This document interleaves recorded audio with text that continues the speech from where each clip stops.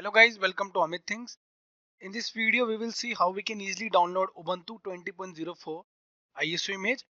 So you can also say ISO image as an ISO file, which is an archive file and basically used for compressing or creating archive file for operating systems. So herein we will download for Ubuntu 20.04. It's freely available. Go to the browser.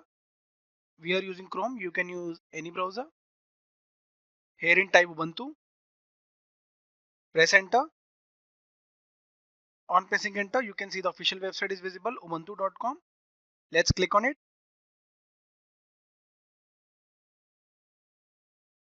Now let's go to download. Click on it. On clicking, you can see Ubuntu desktop. This is what we want to download, the ISO file. Click on it. On clicking, you can see Ubuntu 20.04.1 LTS is visible. LTS means long-term support, so always go for LTS versions. Here in the download is visible. You can check the system requirements also so that you can easily install it.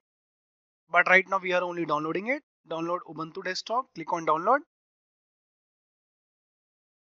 We clicked on it. Now the download should begin on the left bottom. It started. You can see 2.6 GB.